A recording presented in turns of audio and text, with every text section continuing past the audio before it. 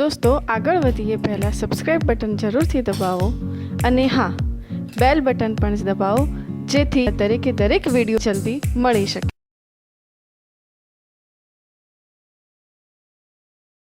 નમસ્કાર વિદ્યાર્થી મિત્રો, હું મોહન પઢિયાર. મારી મોહન પઢિયાર ચેનલમાં તમારું સ્વાગત છે. આજે આપણે ન્યૂટનની ગતિનો બીજો નિયમ લઈશું. પ્રથમ નિયમમાં લાસ્ટ લેક્ચરમાં તમે જોઈ ગયા છો કે પ્રથમ નિયમ એટલે બળની સંતુલિત અવસ્થા. આપણે પ્રથમ નિયમ જોયો, બાહ્ય બળની ગેરહાજરીમાં સ્થિર પદાર્થ સ્થિર રહે છે અને ગતિમાન પદાર્થ પોતાની ગતિ જાળવી રાખે છે. મતલબ ફોર્સ ઇક્વિલિબ્રિયમ સ્ટેટ હતો. સેકન્ડ નિયમને આપણે અત્યાર સુધી આ રીતે ઓળખતા આવ્યા છીએ. યાદ છે ને? અત્યાર સુધી બીજા નિયમને આપણે આ રીતે ઓળખતા આવ્યા છે. બીજી વાત કહી દઉં કે જો તમારે મારો ન્યૂટનની ગતિના બીજા નિયમનું એનસીઆરટીનું લેક્ચર જોવું હોય તો આઈ કાર્ડમાં ફરજિયાત જોઈ લો. આઈ કાર્ડની અંદર ન્યૂટનની ગતિના બીજા નિયમનું લેક્ચર છે અને સાથે સાથે આઈ કાર્ડમાં આ જે ન્યૂટન્સ લો ઓફ મોશન ગતિના નિયમો છે એની આખી પ્લેલિસ્ટની પણ લિંક આપું છું.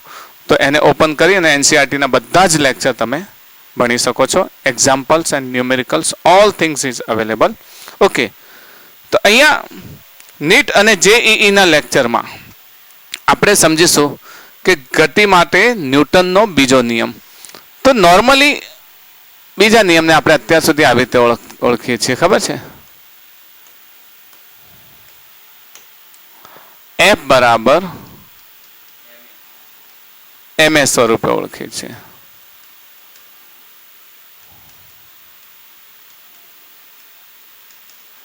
જ્યારે પણ ન્યૂટનની ગતિનો બીજો નિયમ આવે બધા એફ બરાબર એમ એ, પણ દરેક જગ્યાએ એફ બરાબર એમ એ સાચું નથી. તો નિયમને પહેલા શબ્દોમાં લખીએ, પછી એને સમીકરણ સ્વરૂપે લખીએ. નિયમ પદાર્થના વેગમાનના ફેરફારનો સમય દર તેની પર લાગતા બાહ્ય બળ બરાબર હોય છે, પરિણામી બળ બરાબર હોય છે. Change in momentum, rate of change in momentum is equal two force applied.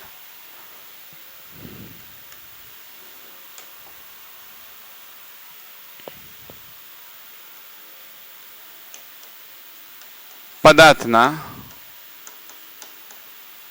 વેગમાનના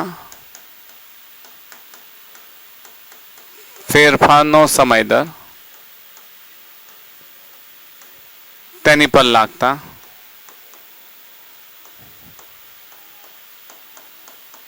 લાગતા બાહ્ય બળ જેટલો હોય છે.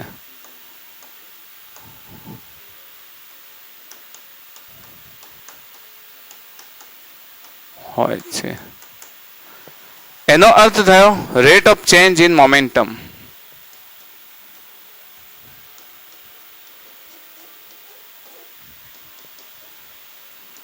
Rate of change in momentum is equals to applied force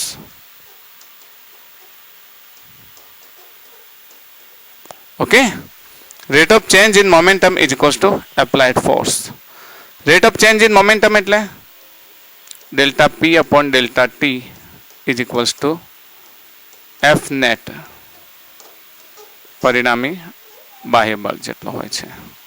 Rate of change in momentum is equals to applied force. તો F net is equal to delta P upon delta T. P શું છે સમજીએ. P શું છે? વેગમાન. P બરાબર mv, જેને આપણે શું કહીએ છીએ? વેગમાન. મોમેન્ટમ.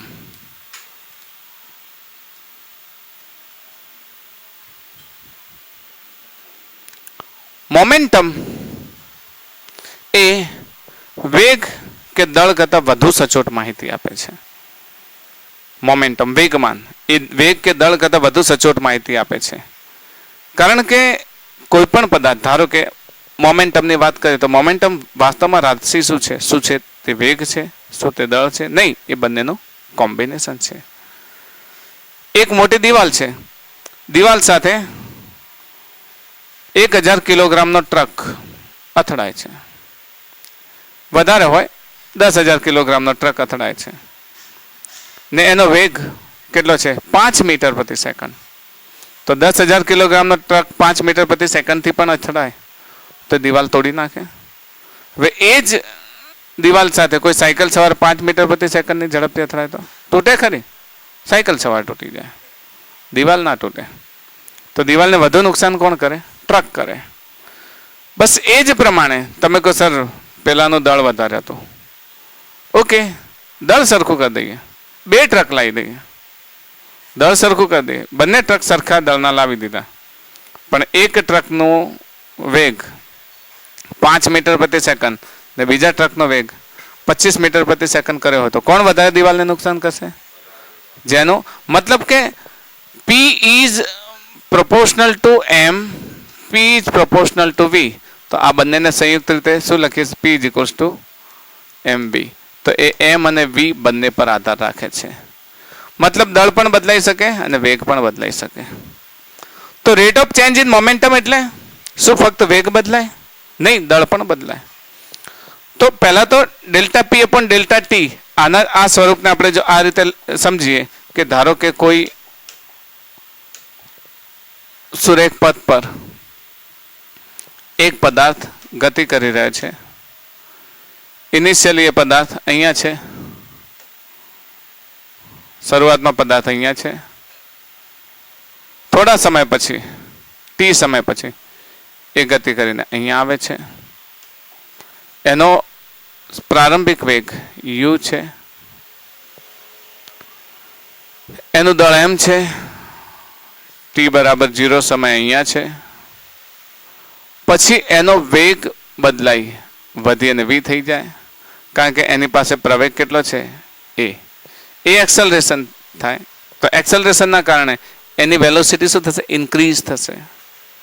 ને વેલોસિટી ઇન્ક્રીઝ થશે તો t is equals to delta t ટાઈમે એની વેલોસિટી v થાય છે. ઓકે, માસ તો એનું એ જ રહે છે. તો ઇનિશિયલ વેલોસિટી p ઇનિશિયલ કેટલી થશે? mu. પ્રારંભિક વેગ કેટલો થશે? mu. અંતિમ વેગ p ફાઇનલ કેટલો થશે? mv. અને delta t is equals two સમય કેટલો થશે? ડેલ્ટા t થશે ને? સમય કેટલો થશે? Delta t. ઓકે, તો f નેટ નું સૂત્ર છે તમારી પાસે, શું છે? Delta p upon delta t. Delta p p final minus p initial, t final minus t initial, p final mv minus mu. Okay, p final શું છે? mv, p initial mu, t final delta t minus 0, m common નીકાળો તો શું થશે? f net is equals to m v minus u upon delta t. ને વેગના ફેરફારનો સમય દર જેને આપણે શું કહીએ છીએ? પ્રવેગ. તો આને શું લખીએ છીએ? f is equals two ma. તો f net is equal to ma સૂત્ર આપણે સાબિત કરી શકીએ. ઓકે, પણ f net is equal to ma દરેક વખતે સાચું નથી. ન્યૂટનના ગતિના બીજા નિયમ પ્રમાણે યાદ રાખજો, દરેક વખતે f is equal to ma સાચું નથી. ઘણી જગ્યાએ f is equal to ma ન લઈ શકાય. ન્યૂટનનો સેકન્ડનો નિયમ, હા, આ લઈ શકાય. f is equal to delta p upon delta t દરેક વખતે સાચું છે.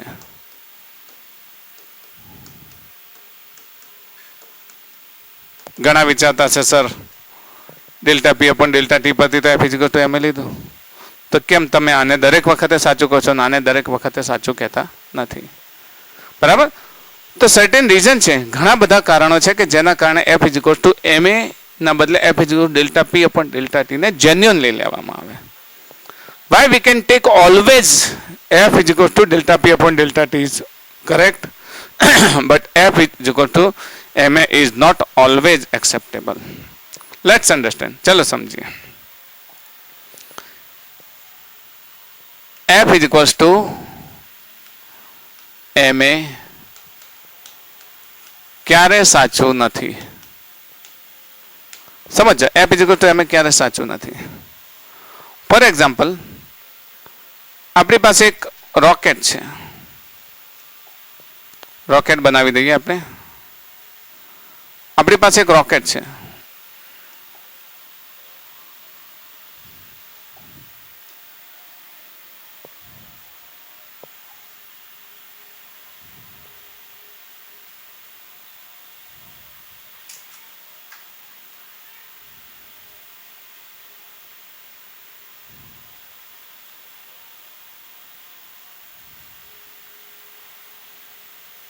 એક રોકેટ છે.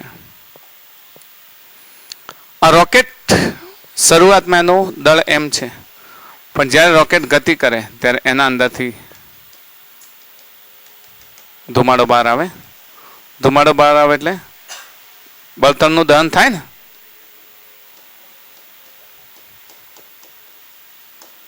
બળતણનું દહન થાય. હવે બળતણનું દહન થાય ત્યારે શું થશે? 100% બળતણનું દહન થશે એટલે દળ બદલાશે. બદલાશે ને? તો બળતણનું દહન થતા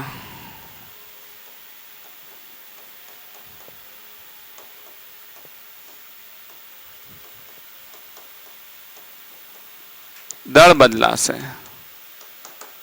ને દળ બદલાય એટલે F is equals two M એ લઈ શકાય નહીં. અહીંયા F is equal to M એ લઈ શકાય નહીં. સેકન્ડ લો ને સારી રીતે સમજો, કારણ કે સેકન્ડ લો એ જ મુખ્ય નિયમ છે 3 નિયમોમાંથી. સેકન્ડ લો ને વ્યવસ્થિત સમજશો તો તમારી ઘણી બધી સમસ્યાઓ NLM ની સોલ્વ થઈ જશે. તો સમજો છો કેમ F is equal to M એ ન લઈ શકાય? તો અહીંયા શું લઈ શકાય? તો અહીં F is equal to delta P upon delta T લેવાય, કારણ કે ડેલ્ટા પી અપોન ડેલ્ટા ટીમાં 2 ટર્મ છે. વી તો વેગ બદલાય છે. ઓકે, તો F is not equal to M A. અહીંયા F is not equal to M A લેવામાં આવે છે. શામાં? રોકેટની ગતિમાં. રોકેટની ગતિમાં F is equal delta P upon delta, કારણ કે દળ બદલાય. જે ઘટનાઓમાં દળ બદલાય એ ઘટનાઓમાં આપણે F is equal to M એ ન લઈ શકીએ. આનો એકચ્યુઅલ સોલ્યુશન પણ હું તમને આપીશ કે એકચ્યુઅલ તો પછી કરીશું શું, ખબર કઈ રીતે પડે કે કઈ વસ્તુ લેવી, તો એના માટેનું પણ હું સોલ્યુશન આપીશ તમને.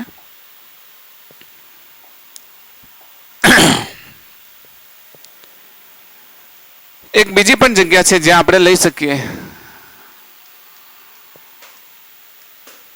જ્યારે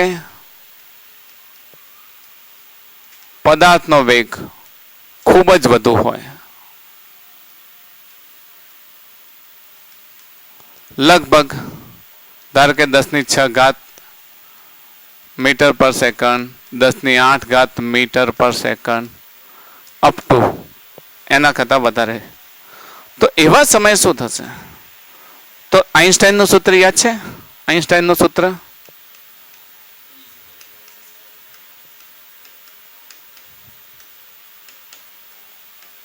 દળના સૂત્ર માટે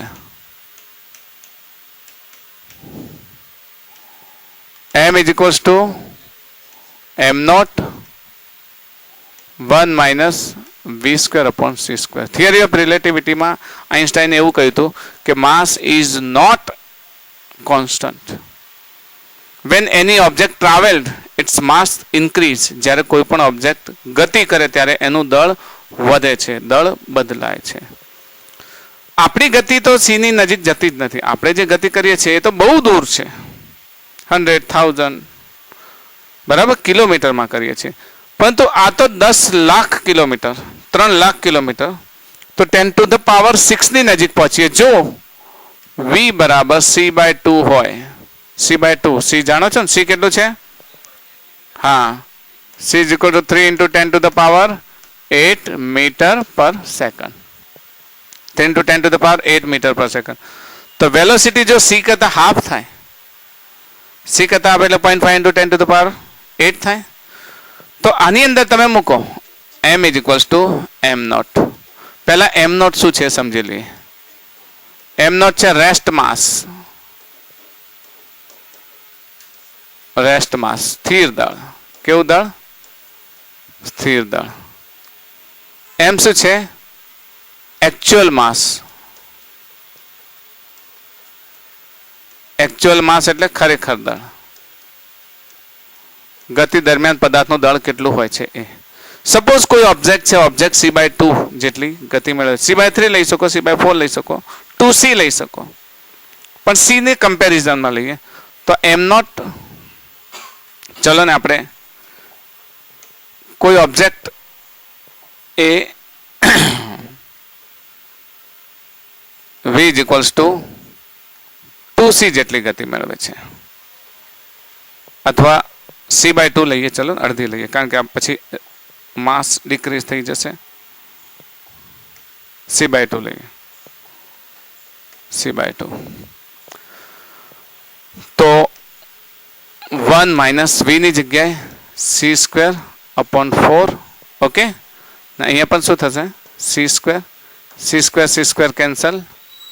m = m0 1 - 1/4. 4 - 1 3/4. 3/4 રૂટમાં 3/4. તો m = m0 √3/2. 2 કેટલા જશે ઉપર? તો 2 અને √3 ની કિંમત 1.71. તો ધીસ ઇઝ ગ્રેટર દેન 1 થશે. ગ્રેટર દેન 1 થશે. It means m is greater than m0 થશે. તો જ્યારે ગતિ કરશે, પદાર્થ ગતિ કરે તો તેનું દળ વધે છે.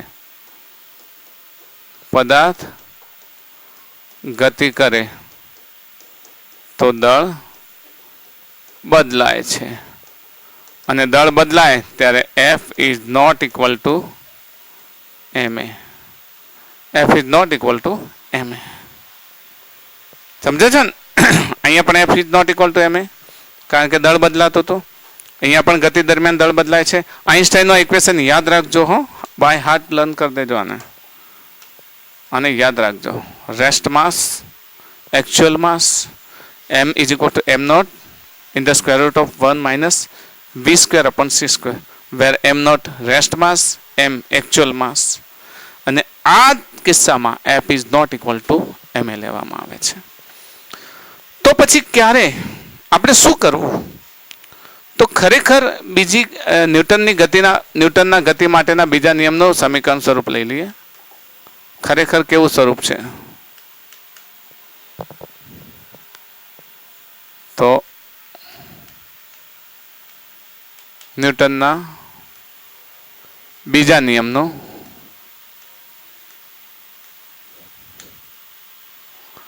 સમીકરણ સ્વરૂપ. આ સમીકરણ સ્વરૂપ જ્યારે સમજીએ ત્યારે એને અલગ નામ આપીએ. ચલો વાસ્તવિક,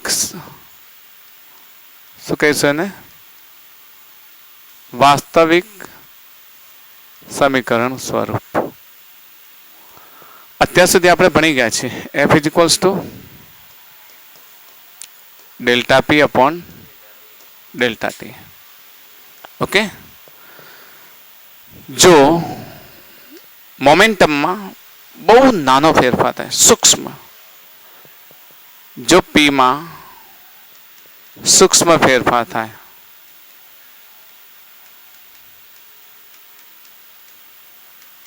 થાય તો F = dP/dt લખી શકાય. F = dP/dt લખી શકાય. P = શું છે? mv. તો F = d/dt. અહીંયા શું લખી શકીએ? mv. m બહાર લઈએ તો શું થશે? dV/dt પ્લસ v બહાર લઈએ તો dP/dt. યાદ છે ને? Sorry, dm/dt. dm/dt. ગુણાકારમાં વિકલનનો ગુણાકારનો નિયમ. તો પહેલી રાશિ એમને બીજાનું વિકલન પ્લસ બીજી રાશિ એમને પહેલાનું વિકલન. જાણો છો ને? વિકલનનો d/dx of fx into gx. તો શું લખો છો? fx m ના m d/dx of gx plus gx એમના એમ d dx of fx. Okay, તો અહીંયા પહેલું એમનું એમ બીજાનું વિકલન પ્લસ બીજું એમનું એમ પહેલાનું વિકલન. આ વાસ્તવિક સમીકરણ છે, યાદ રાખજો. આ સમીકરણ વાસ્તવિક સમીકરણ છે. આમ d upon dt p is equals to m dv upon dt plus v dm upon dt બીજા નિયમનું વાસ્તવિક સમીકરણ છે.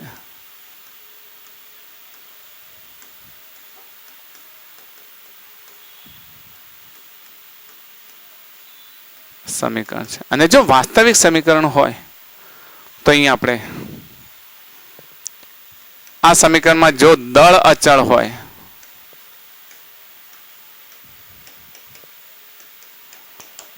હોય તો કયું પદ 0 થાય? dm upon dt 0 થાય. dm upon dt તો આ પદ 0 થશે. dm upon dt શું થશે? 0.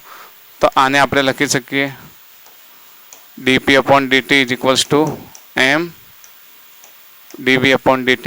એવા સમયે dp upon dt is equal to શું લખી શકીએ? ma.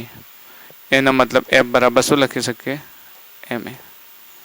અને જો દળ બદલાતું હોય તો એનું રેટ આમાં મૂકો એટલે આપણને આખું સ્વરૂપ મળી જાય. સમજો છો ને? તો this is actual equation of Newton's second law. Actual equation. dp upon dt is equal to m dv upon dt plus v dm upon dt. આ સમીકરણ f is equal to ma એ ક્યારે લઈ શકાય? જ્યારે દળ અચળ હોય ત્યારે. when mass is constant then dm upon dt is equal to 0. this term will be 0. તો dp upon dt is equal to m into dv upon dt. ખ્યાલ આવી ગયો? તો આ actual ઇક્વેશન છે. અને યાદ રાખશો તમે જ્યારે પણ ડીપી ન્યૂટન સેકન્ડ લો નું ઇક્વેશન તમે વિચારો તો તમારા મગજમાં એ જ આવવું જોઈએ. DP upon DT M DV upon DT plus V DM upon DT. When mass is constant, જ્યારે દળ અચળ હોય ત્યારે આ પદ 0 થાય તો direct F is two M એ. જો કે આપણે અહીંયા ગતિ એવી થાય છે 99% યાદ રાખજો 95% કેસમાં આપણે f is equal to ma લઈશું. ઓકે, ધ રેસ્ટ 5% કેસ છે ને એ આવા અલગ અલગ આવી શકે. કોઈ રોકેટના પ્રોબ્લેમ આવી શકે, કોઈ વધારે ઝડપથી ગતિ કરી શકે. તો એવા સમયમાં આપણે f is not equal to ma લઈ અને આપણે દાખલો કરીશું. બટ આ કેસ 100% કિસ્સામાં લઈ શકાય. કોઈ પણ કિસ્સામાં આ કેસ લઈ શકાય. જ્યારે માસ કોન્સ્ટન્ટ હોય ત્યારે અહીંયા આગળ 0 થઈ જાય તો એફ ઇઝ ઇક્વલ ટુ એમ લઈ શકાય. જો માસ ચેન્જ થતું હોય સાથે સાથે માસ પણ, જો રોકેટ ગતિ કરે છે, રોકેટ ડ્યુરિંગ મોશન એનું ફ્યુલ કન્ઝ્યુમ થાય એટલે એના દળમાં શું થાય? ઘટાડો. મીન્સ માસ એનું શું થાય છે? ચેન્જ થાય છે. ને માસ ચેન્જ થશે એનો અર્થ એવો થયો કે આ ટર્મ પણ બદલાય છે ને આ ટર્મ પણ બદલાય છે. તો બંનેમાં કિંમતો મૂકી અને ડીપી અપોન ડીટી આપણે મેળવી શકીએ છીએ. ઓકે, કેટલાક એક્ઝામ્પલ પણ યાદ રાખો. એક્ઝામ્પલ લઈએ પહેલાં અહીંયા આપણે દરેક વખતે શું લઈશું? તો F is equals two M એ લઈ અને આપણે ગતિ કરીશું. કારણ કે અહીંયા ફોર્સ લાગશે. What is the rule to apply this second law? બીજો નિયમ ઉપયોગ કરવાનો કઈ રીતે? તો બીજા નિયમના ઉપયોગો.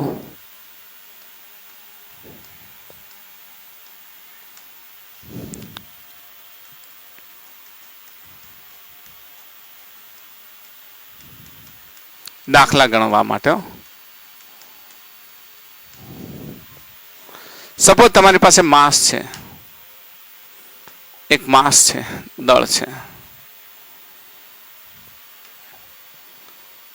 એના ઉપર એક બ્લોક મૂકેલો છે.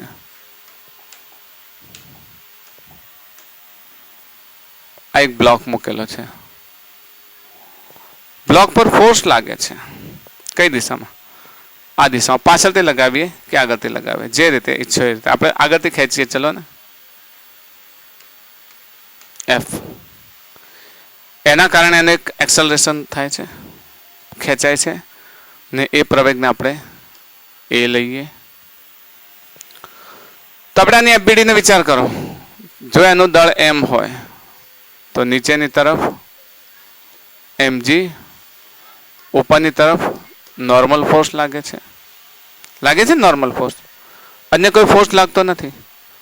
તો આ જગ્યાએ m માસ હોય, એના પર લાગતા બધા ફોર્સ દર્શાવો. નીચેની તરફ mg, ઉપરની તરફ નોર્મલ. તો શું લખી શકીએ? n = mg.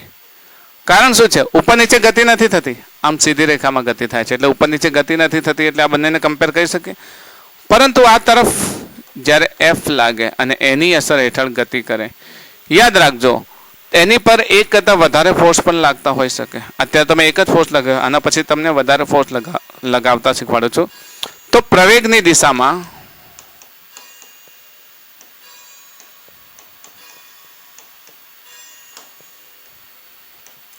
બળ હંમેશા ધન લેવું. Force in the direction of acceleration always positive. યાદ રાખજો, force in the direction of acceleration always positive.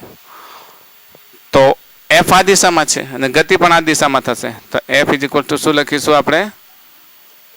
ma. Okay, ગતિ આ દિશામાં થઈ રહી છે એટલે એફ = ma. આ તો એક જ બળ લાગે ત્યારે, એક કરતાં વધારે બળ લાગે ત્યારે તમે શું કરશો? કારણ કે આપણને નોર્મલ નહીં આપેલું હોય.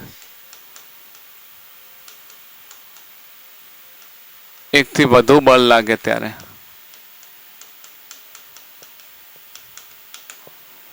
એ જ આપણી બ્લોક સિસ્ટમ.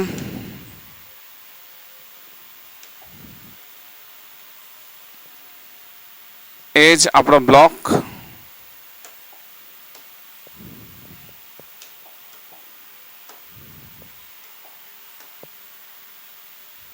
બ્લોકને અહીંયા મૂકી દઈએ. બ્લોક પર બે બળ લાગે છે, એક આ તરફ લાગે છે, એક આ તરફ લાગે છે. બ્લોકનું દળ અને બળ બધાને આપણે લઈ લઈએ. ધારો કે બ્લોકનું દળ અત્યારે જનરલ કેસ લઈએ છીએ, તો અહીંયા m લઈએ. આ તરફથી F1 બળ લાગે છે, આ તરફથી F2 બળ લાગે છે, અને બ્લોક આ દિશામાં ગતિ કરે છે વિથ a એક્સેલરેશન. બોલો કયું ફોર્સ પોઝિટિવ લઈશું? F2 will be positive. કારણ શું છે કે a પણ એ જ ડાયરેક્શનમાં છે અને F2 પણ એ જ ડાયરેક્શનમાં છે. તો અહીંયા આપણે mg અને n તો આ રીતે દર્શાવીએ છીએ. FBD લઈ લઈએ m ની. તો આ દિશામાં કયું બળ હશે? F2. આ દિશામાં કયું બળ છે? F1. નીચેની તરફ mg, ઉપરની તરફ n. ઉપર નીચે કોઈ ગતિ થતી નથી. ગતિ થાય છે ઉપર નીચે? નથી થતી. તો આને તો આપણે ઇક્વલ મૂકી દઈએ, n = mg. તો કઈ દિશામાં એક્સેલરેશન થાય છે? એક્સેલરેશન આ દિશામાં. કેટલો? a જેટલો. તો કયો ફોર્સ પોઝિટિવ? F2. કયો ફોર્સ નેગેટિવ? F1.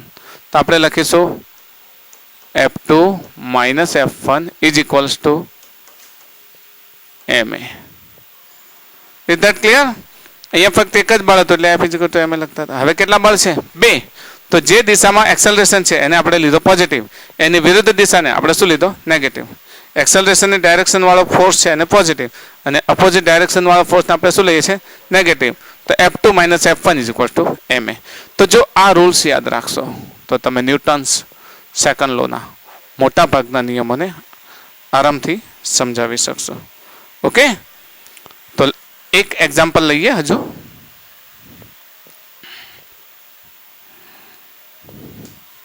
ક્વેશ્ચન ચાલુ કરી દઈએ હવે આપણે 1 by 1. ધારો કે m દળના પદાર્થ પર સમક્ષિતિજ દિશા સાથે થીટા ખૂણો બનાવતી દિશામાં બળ લાગે છે. m દળનો પદાર્થ લઈ લઈએ.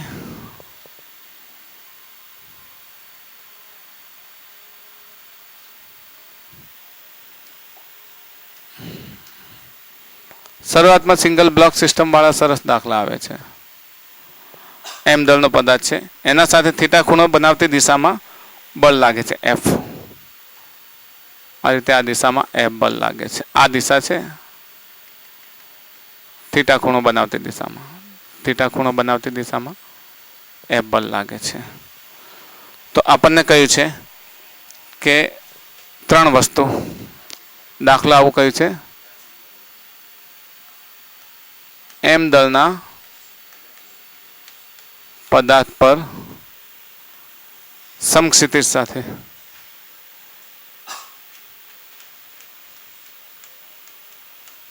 સાથે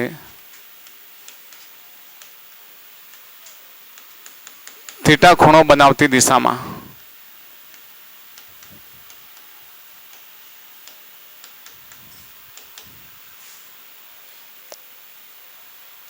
એફ બળ લાગે તો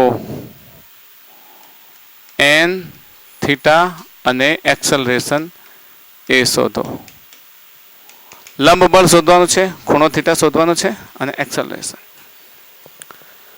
અહીંયા આપણે વિચારી લઈએ કે લાગતું બળ ખરેખર તો નીચેની તરફ તો mg છે,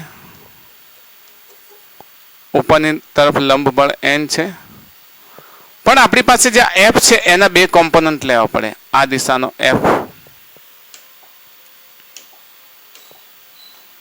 આ દિશાનો f છે, તો એને આપણે શું લખીશું? f cos theta. અને બીજો ઘટક ઉપર હોય, આના પ્લસમાં જ લખી શકીએ. કેટલો લખી શકીએ? એક બળ હોય એની સાથે બીજું આવે ત્યારે પ્લસમાં લખી દેવાય. ઓકે, તો હોરિઝોન્ટલ ઇક્વિલિબ્રિયમ છે. ઓકે, વર્ટિકલ ઇક્વિલિબ્રિયમ છે, હોરિઝોન્ટલ મૂવ થાય છે. આની અસરથી આ દિશામાં એક્સલરેશન થશે, કારણ કે એક જ ફોર્સ લાગે છે ને આ દિશામાં. તો FBD લઈએ, નીચેની તરફ mg, ઉપરની તરફ n plus f sin theta. આવડે છે ને? નીચેની તરફ mg, ઉપરની તરફ n પ્લસ, તો mg is equals two n plus f sin theta. ને આ તરફ f cos theta is equal two આપણે શું લખી શકીએ? ma. f cos theta is equals two ma. તો a ઇઝ ઇક્વલ્સ ટુ શું લખીશું?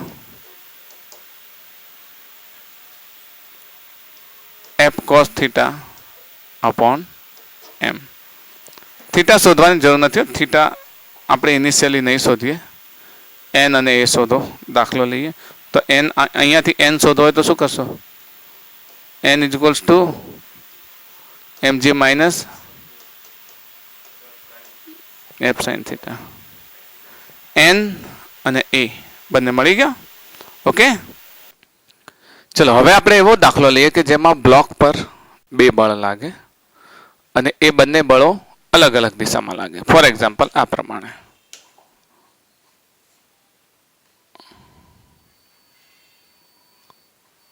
એક બ્લોક લઈ લઈએ,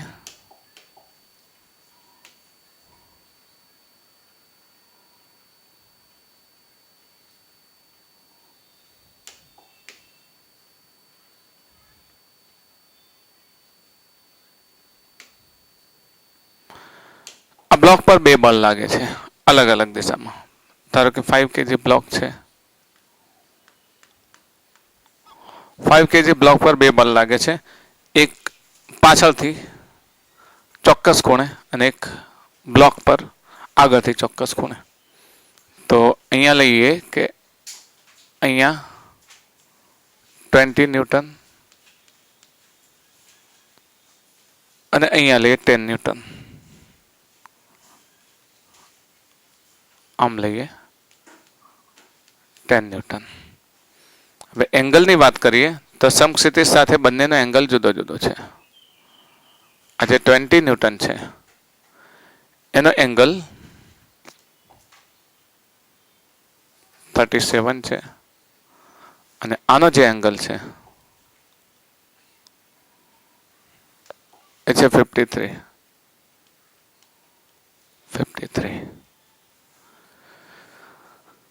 તો એ જ આપણો પ્રશ્ન. બ્લોક પર લાગતો પરિણામી બળ અને લંબ બળ. બ્લોકનો વેગ, બ્લોકનો પ્રવેગ અને લંબ બળ શોધો. Find out acceleration and normal of the block. બોલો શું કરીશું અહીંયા આગળ? હા, આપણે એના કોમ્પોનન્ટ લઈશું. કોમ્પોનન્ટ લઈશું એટલે આપણે અહીંયા બનાવી દઈએ ફરીથી. એટલે શું છે કે આપણને એની અંદર દર્શાવતા ફાવે.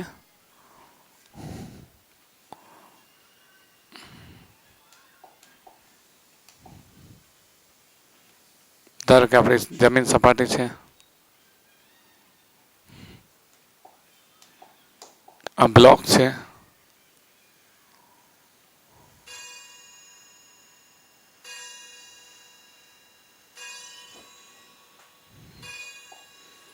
અહીંયાથી લાગતું બળ આ 10 ન્યૂટન છે. તો આ દિશા 53 નો એંગલ હોય, 53 તો થશે 10 cos 53 થશે ને ઘટક, ને ઉપરની તરફ થશે 10 sin 53, 10 sin 53. નીચેની તરફ mg બળ લાગશે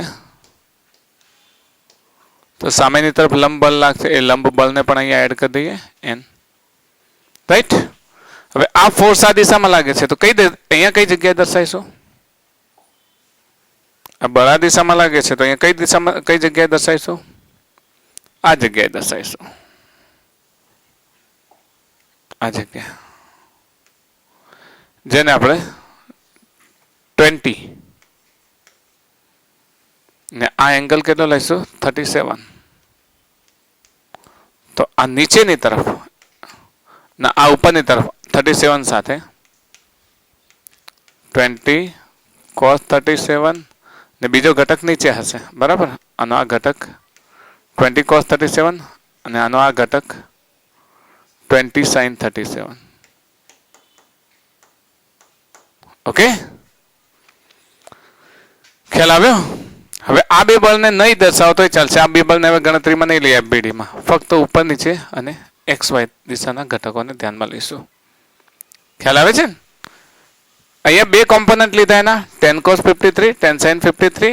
આ 20 ના 20 cos 37, આ 20 sin 37. હવે જ્યારે એફબીડી લઈએ તો બ્લોકની એફબીડી લેતા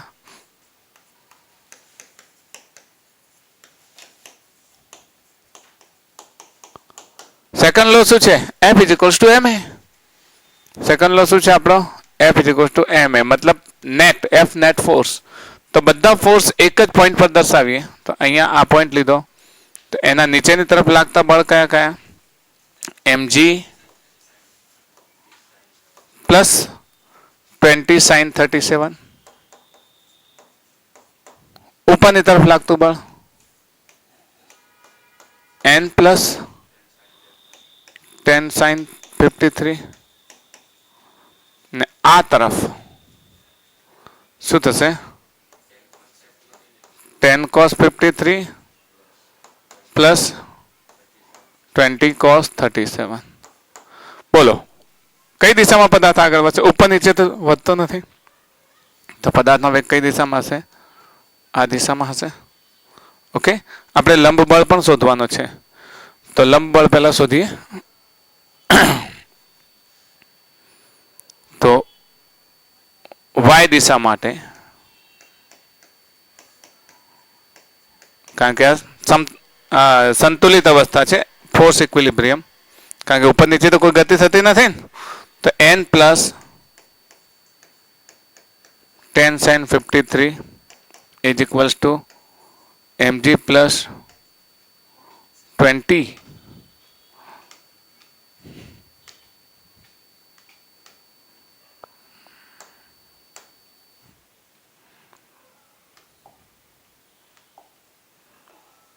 20 sin 37.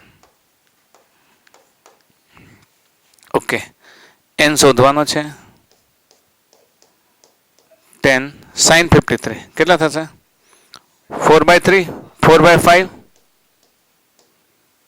is equals to m 5 g 10 plus 20 sin 37 3/5. 5 2 जा 5 4 जा तो થશે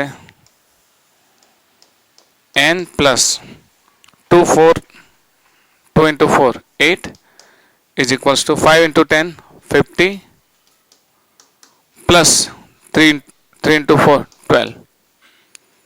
तो n is equals to 50 62 થશે minus 8 તો n is equal to કેટલા થશે? 54 ન્યૂટન. n મળી ગયો. આપણને n શોધવાનું કહ્યું તો લંબ બળ એટલે n. બીજું શું શોધવાનું કહ્યું છે? એ શોધવાનું કહ્યું છે એટલે આ દિશાની ગતિ છે ને. મોશન કઈ ડાયરેક્શનની છે? આ ડાયરેક્શનની. તો આ ડાયરેક્શનમાં એક્સેલરેશન એ અને મોશન આ રહ્યા. તો આપણે લખી દઈએ આપણું સૂત્ર. તો આમ તો શું થાય? F is equals to ma. તો F ટોટલ F કેટલું છે? 10 cos 53 plus 20 cos 37 is equals to m. m કેટલા છે અહીંયા આગળ? 5 into a. 10 cos 53 53 વાળો મેં તમને એંગલ શીખવાડ્યો હતો ને. હા, આ 37 આ 53 એટલે 4 5 2 cos 53 એટલે 2/5 થશે ને. 3/5 cos 53 એટલે 3/5 plus 20 cos 37 4/5 is equal to 5 into a. 5 2 जा 5 4 जा 2 તરી 6 વત્તા 4 ચોક 16 ભાગ્યા 5 બરાબર a. તો a બરાબર કેટલા થાય? 22 ભાગ્યા 22/5 મીટર સેકન્ડ (-2). ઓકે, તો આપણને બંને મળી જાય. જો બંને ફોર્સ અલગ અલગ ડાયરેક્શનમાંથી, અલગ અલગ દિશામાંથી અને અલગ અલગ જગ્યાએ લાગતા હોય ને જો એ સમાંતર કે શિરોલંબ ન હોય તો એમના શું લેવામાં આવે? બે કોમ્પોનન્ટ. આના પણ બે કોમ્પોનન્ટ લઈ લીધા, આના પણ બે કોમ્પોનન્ટ લઈ લીધા. ઉપર નીચે ગતિ થતી નથી તો એને શું કરી દીધા? કમ્પેર કરી દીધા. ને આ દિશામાં ગતિ થાય છે એટલે F બરાબર ma વાળું સૂત્ર લઈ લીધું. ખ્યાલ આવે છે ને? તો આને તમે જો આ પ્રમાણે યાદ રાખશો તો તમે આરામથી જવાબ લાવી શકશો. અને બીજી વાત કે દાખલો કરો ત્યારે તમારે એના ઘટકો જે સમાંતર કે શિરોલંબ ન હોય તો એવાના સિવાયના હોરિઝોન્ટલ કે વર્ટિકલ કોમ્પોનન્ટ ન હોય તો એ વખતે એને તમારે કોમ્પોનન્ટ લઈ લેવાના. કોમ્પોનન્ટ લઈ અને હોરિઝોન્ટલ અને વર્ટિકલને સરખાવો. જો ઉપર નીચે ગતિ થતી નથી તો આ બેને આપણે સરખાવવા પડ્યા તો n મળી ગયા. પછી આ દિશામાં ગતિ થાય છે તો F is equal to ma. મેં તમને કહ્યું તો ખબર છે કે જે દિશામાં ગતિ થાય એ દિશામાં બળને ધન લેવાનું. તો બળને ધન લીધું ને m into a લીધું એટલે આપણે આરામથી નીકાળી શકીએ છીએ. હવે આપણે એવા દાખલા લઈએ જેમાં 2 બ્લોક છે અને એ એકબીજા સાથે જોડીને રાખેલા છે. બરાબર?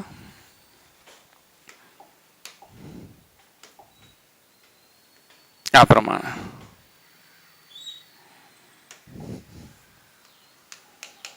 બે બ્લોક છે. ધારો કે આ પ્રમાણે એક બ્લોક છે.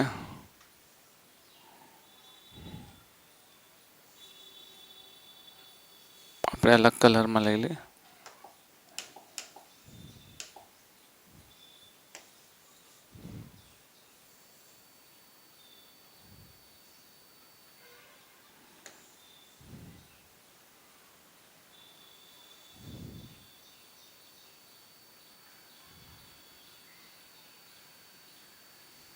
બે બ્લોક M1 અને M2 દળ છે. M2 દળ અને એના પર અહીંયાથી F બળ લાગે છે. F બળ આપણે શોધવાનું છે બંને બ્લોકનો પ્રવેગ તથા બંને વચ્ચેનો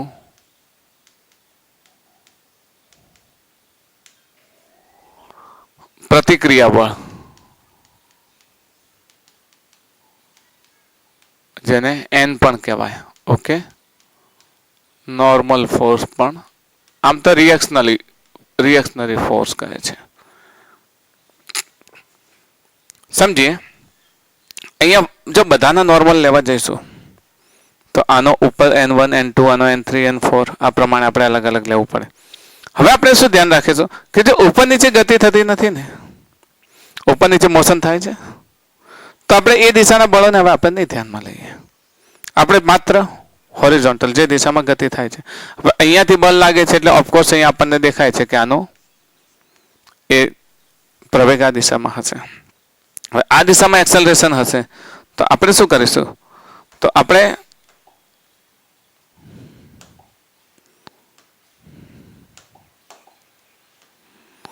અહીંયા આગળ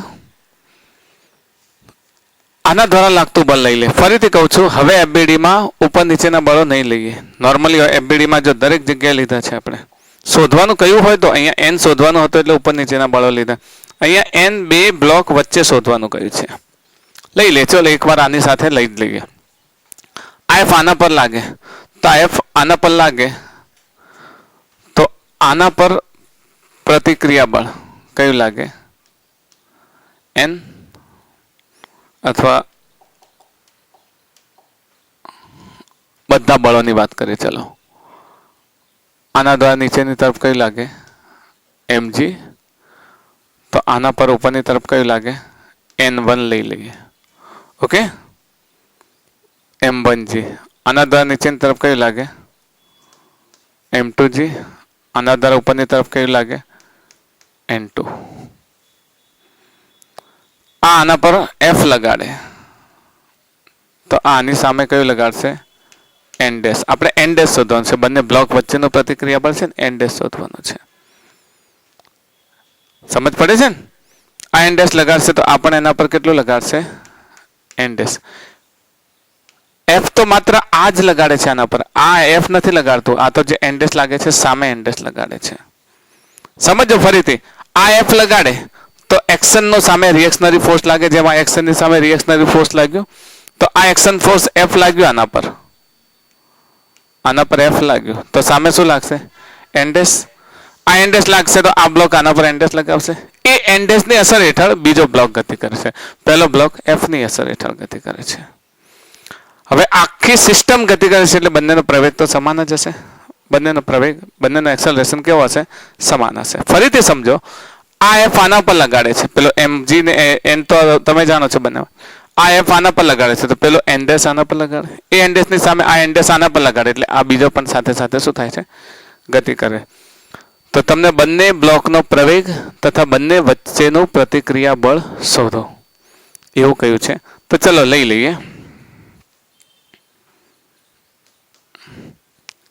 M1 બ્લોકને FBD લેતા,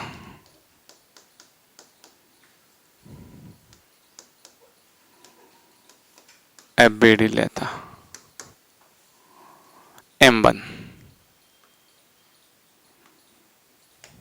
નીચેની તરફ શું લાગે, M1G, ઉપરની તરફ શું લાગે, N1. આ બંને સરખા છે એટલે એની વાત આપણે નહીં કરીએ. તો આ તરફ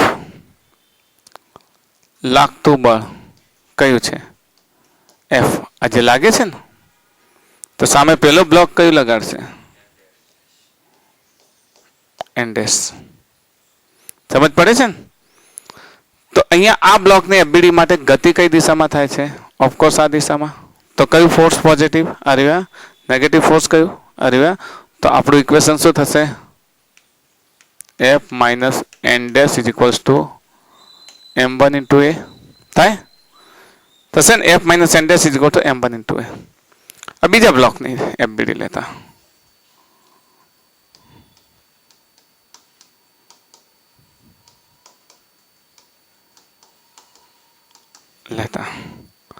તો શું થશે? આ m2 તો નીચેની તરફ કેટલું થશે? m2g ઉપરની તરફ n2. એ દિશામાં તો કોઈ ગતિ થતી નથી એટલે એને આપણે રહેવા દઈએ. આપણે m થોડો નીચે ખસાડી લઈએ. ઓકે, હવે આ દિશામાં કયું ફોર્સ લાગે છે આ બ્લોક પર? n ડેશ લાગે છે ને? આ દિશામાં કોઈ ફોર્સ લાગતો નથી. આ બ્લોક પર તો ફક્ત એક જ ફોર્સ લાગે છે ને. આ બ્લોક પર આ દિશામાં કોઈ ફોર્સ લાગે? આગળથી કોઈ બળ લાગે છે? નથી લાગતું. અને એક્સેલરેશન કયો છે? એ. તો તમે અહીંયા શું લખી શકશો?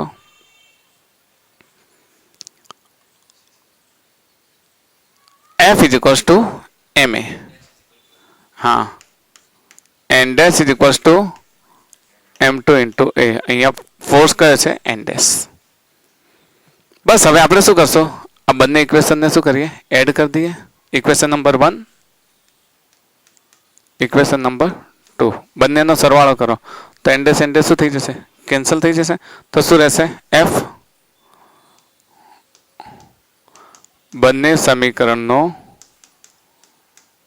સરવાળો કરતા at both of equation n dash will be cancel. તો શું થશે? f is equals to m1a plus m2 into a. તો f is equals to a common m1 plus m2. This is over. Okay, તમારે એ જોઈએ છે તો આના પરથી એ કેટલો મળશે? a is equals to f upon m1 plus m2.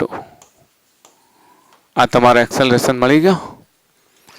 હવે બંને વચ્ચેનું પ્રતિક્રિયાબળ તમારે n2 જોઈએ છે તો n2 માં અહીંયા આગળ a ની વેલ્યુ મૂકો. સમીકરણ 2 પરથી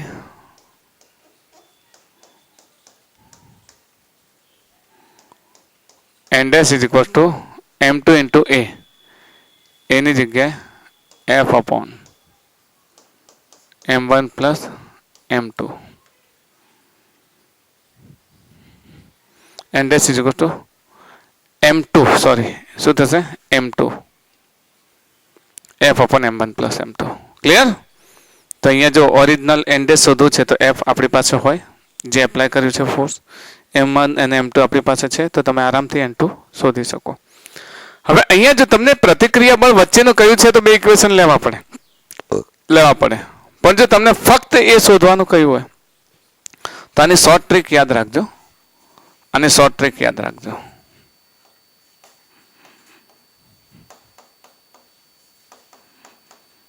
એ શોધવા માટે શું શોધવા માટે?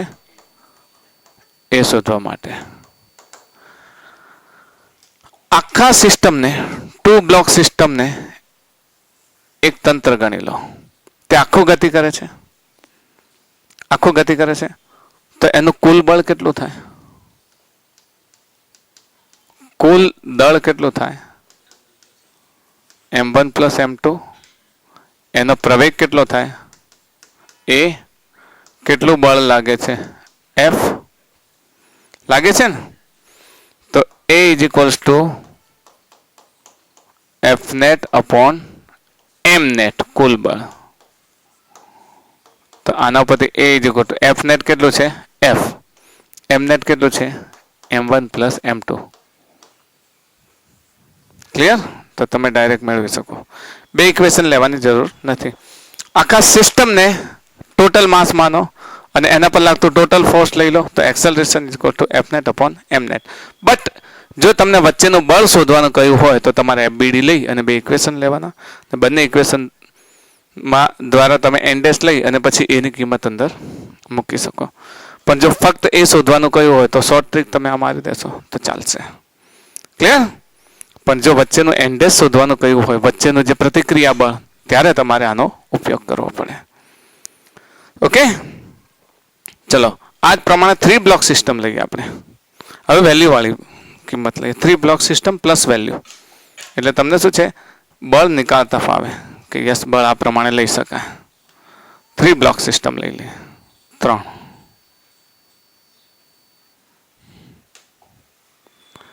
આના પર એક બળ લાગે છે આ દિશામાં. ધારો કે 8 ન્યૂટન ફોર્સ લાગે છે અને આ બ્લોક છે 2 kg 3 kg અને 4 kg ના બ્લોક છે. એ જ આપણે શોધવાનું છે કે પ્રશ્ન શું છે, આપેલા તંત્રનો પ્રવેગ તથા 3 કિલોગ્રામ અને 4 કિલોગ્રામ વચ્ચેનું પ્રતિક્રિયા બળ, જેને આપણે શું કહીએ છીએ, reactionary force, normal reaction, normal reaction શોધો. ઓકે, સમજો ફરીથી. 2 kg 3 kg 4 kg ને અહીંયાથી 8 ન્યૂટન લાગે છે. એ જ આપણે સિસ્ટમ પ્રમાણે. તો તમે દાખલાને પોઝ કરો અને પોઝ કરીને આને ટ્રાય કરો. તમે 1 મિનિટ સોલ્વ કરો એ પહેલા અહીંયા 18 ન્યૂટન કરી દેજો. ઓકે, 18 ન્યૂટન કરી દેજો. ઓકે, તમે પોઝ કરીને સોલ્વ કરશો. સોલ્વ કરી દીધો હશે. જોઈએ હવે. જો અહીંયા આપણને પહેલા તો એ શોધવાનું કે તો એ તો આપણે ડાયરેક્ટ મેળવી શકીએ, પરંતુ એક અહીંયા પ્રતિક્રિયા બળ શોધવાનું કહ્યું છે. બરાબર, પ્રતિક્રિયા બળ. તો આપણે એના આધારે એફબીડી બનાવીએ. ચલો, અહીંયાથી બળ લાગ્યું આપણું એફ. માની લો કે એફ 18 ન્યૂટન છે. તો સામે આપણને અહીંયાથી રિએક્શનરી ફોર્સ કેટલો લાગ્યો, N1. ઉપર નીચેના ફોર્સ હવે અવગણી દઈએ છીએ કારણ કે ઉપર નીચે ગતિ થતી નથી. તો આ તરફ લાગ્યું N1. આ N1 ના કારણે આ રિએક્શનરી ફોર્સ કેટલો લાગશે, N2. તો આ તરફ લાગશે N2. ફરીથી F લાગે એટલે આ N1 લાગે, એટલું ને એટલું N1 લાગે. N1 ના કારણે પેલો શું લગાવે, N2. તો હવે પેલા 4 કિલોગ્રામના બ્લોક પર લાગતું બળ કેટલું, N2 જ છે. બધાની એફબીડી બનાવી. ચલો, 2 કિલોગ્રામના બ્લોકની એફબીડી હવે લખતા નથી, ખાલી 2 કિલોગ્રામ માટે લખીએ. 2 કિલોગ્રામ માટે એફબીડી બનાવી દઈએ.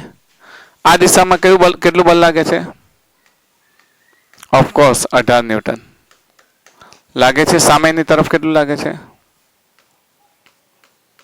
N1. ગતિ કઈ બાજુ થાય છે, આ દિશામાં. આપણું ફર્સ્ટ ઇક્વેશન કેટલું થશે, F minus N1 is equals two આનું દળ કેટલું છે, 2 kg. હવે ઉપર નીચેનું નથી લેતા બળો, કારણ કે ખાલી ઇક્વેશન મૂકવા માટે જ કામ આવે છે. તો શું થશે, 2 into A લખી શકીએ ને. એમ ની જગ્યાએ આપણે શું લખીએ, 2A. પછી ફટાફટ લઈએ 3 kg ના બ્લોક માટે.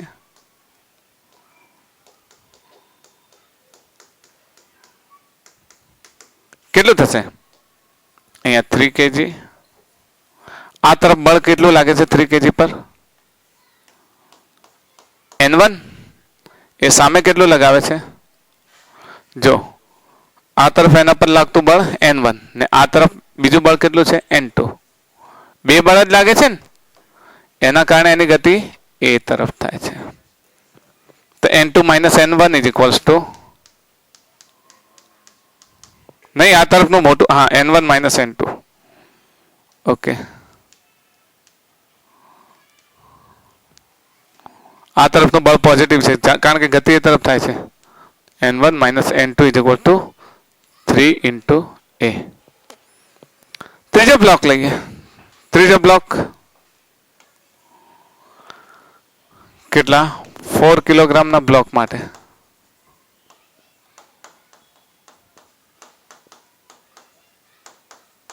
4 kgના બ્લોક માટે અહીંયા આગળ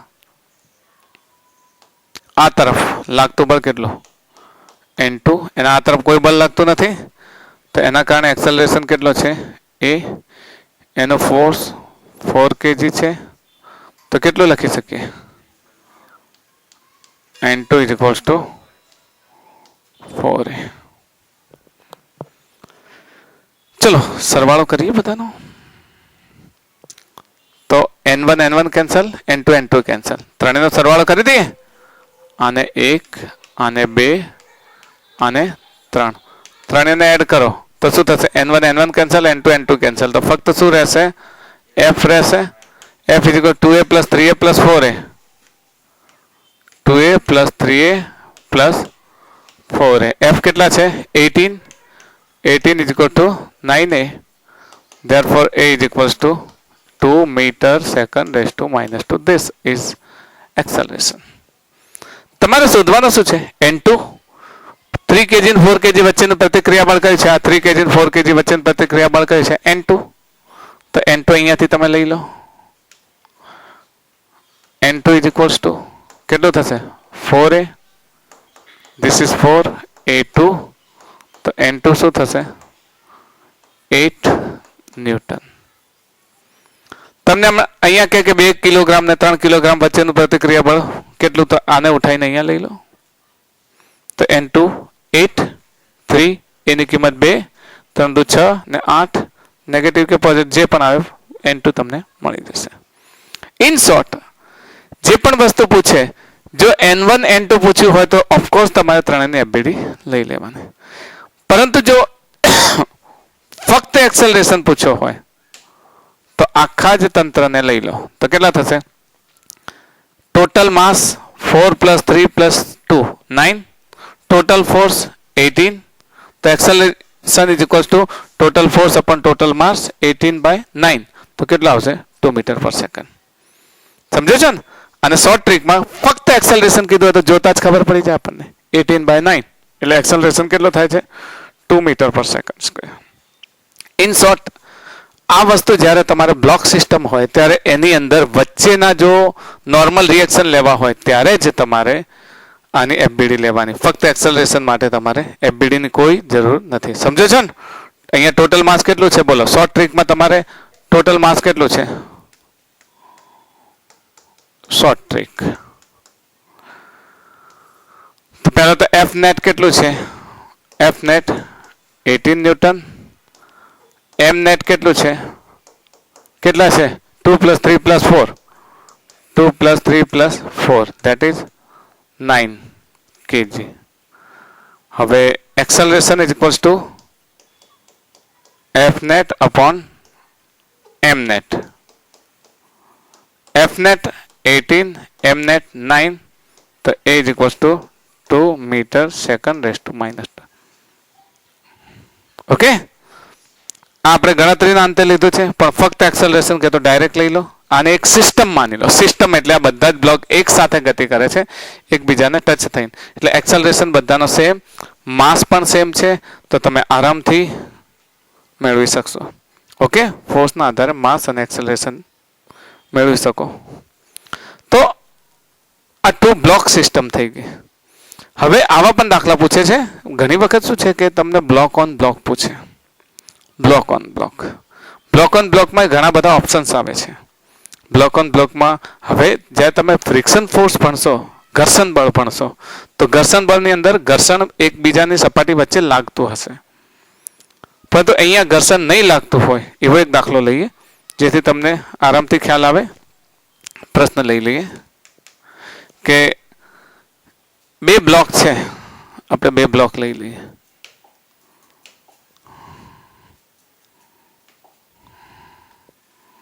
જમીન સપાટી છે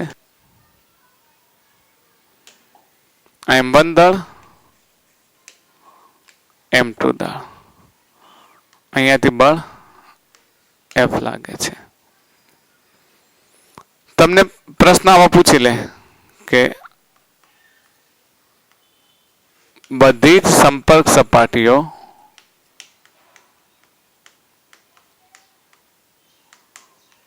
ઘર્ષણ રહિત હોય તો પ્રવેગ શોધો બંને બ્લોકનો. બધી જ સંપર્ક સપાટીઓ ઘર્ષણ રહિત હોય. ઘર્ષણ રહિત કયું હોય અથવા તો આ શબ્દ પણ વાપરે લીસી હોય. લીસી સ્મૂથ સરફેસ. તો બંને બ્લોકનો પ્રવેગ શોધો. બધી જ જે ઘર્ષણ સંપર્ક સપાટીઓ છે એ ઘર્ષણ રહિત છે તો બંને બ્લોકનો પ્રવેગ શોધો. સીધી વાત છે કે હવે આ સપાટી પણ ઘર્ષણ રહિત છે આ સપાટી પણ ઘર્ષણ રહિત છે. તો તમે ફોર્સ આના પર લગાવશો તો આ બ્લોક સાથે સાથે જશે નહીં જાય, કારણ કે એ તો ઘર્ષણ રહિત છે એટલે આના બળની આના પર કોઈ અસર થશે જ નહીં. નહીં થાય એટલે શું થશે તો કે તમે આને ધક્કો મારશો એટલે આમ ખસશે ખસશે ખસશે ખસશે ખસશે ખસશે છેલ્લે પડી જશે. બરાબર, મતલબ આને ધક્કો મારશો તો આ બ્લોક આમ ખસશે. તો જે બળ લાગે છે માત્ર ને માત્ર કોના પર લાગે છે? M1 દળ ધરાવતા બ્લોક પર. તો M1 દળના બ્લોકની FBD લેતા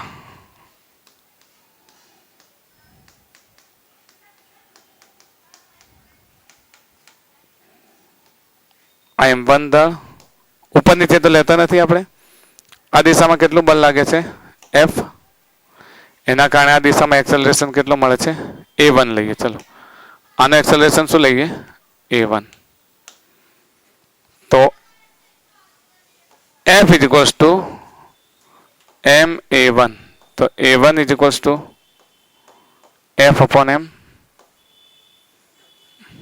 m1. યસ, m1 મળી ગયો આપણને.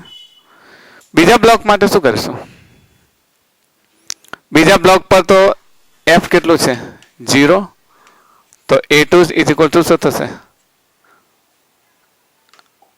F upon m2. F 0 છે તો A2 કેટલો થશે? 0 થાય. ઇઝી છે, રાઈટ? કારણ કે આ સ્મૂથ બ્લોક છે તો આના પર લાગતા બળના કારણે નીચેનો બ્લોક ખસી જશે અને ઉપરનો બ્લોક આ તો અહીંયા જ રહેશે. આ બ્લોક ખસીને આમ જતો રહેશે એટલે આ ક્યાં થશે? નીચે પડી જશે. એનો કોઈ એક્સેલરેશન હશે જ નહીં. આપણે આમ કહીએ કે આમ આવે એવું નહીં, પણ આ આમ જ રહે છે અને આ નીચેનો બ્લોક ખસી જાય, પેલો બ્લોક ક્યાં પડે છે? નીચે પડી જાય છે. તો બંનેનો એક્સેલરેશન આપણે શોધી શકીએ. ઓકે, જો એક નેક્સ્ટ ક્વેશ્ચન લઈએ. આપણે બ્લોક સાથે બ્લોક જોડેલો લીધો, બ્લોક ઉપર બ્લોક પડ્યો તો એની વાત કરી જેની સપાટીઓ બધી ઘર્ષણ રહિત હતી. હવે એક દોરીથી ધારો કે બે બ્લોક બાંધેલા છે.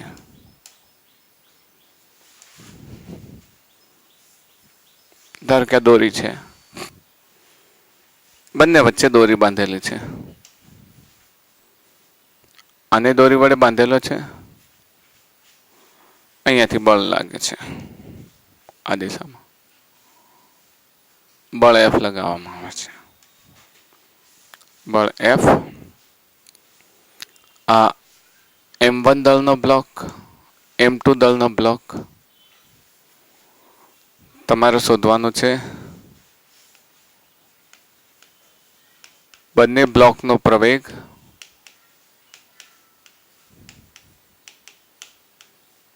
અને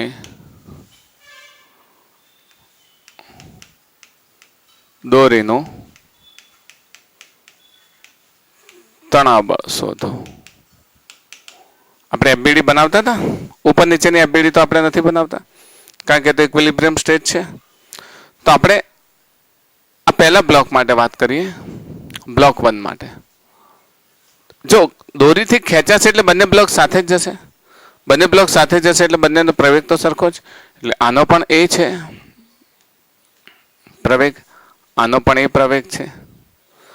અહીંયા લાગતું તણાવ બળ T છે, આ તરફથી અહીંયા લાગતું તણાવ બળ T છે, આ તરફ લાગતું બળ F છે. પહેલા બ્લોક પર માત્ર એક જ બળ લાગે છે, કયું? T, જેની અસર હેઠળ આ ગતિ કરે છે. તો જો તમારે T મેળવવું હોય તો પહેલા બ્લોકની FBD બનાવો, M1 ની FBD લેતા.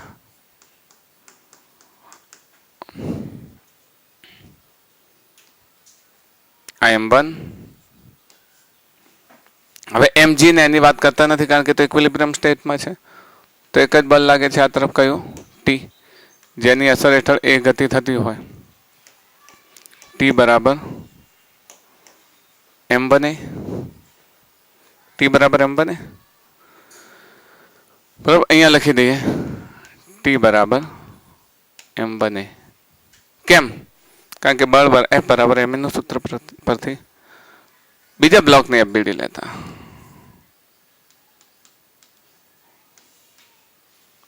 M2 ની FBD લેતા,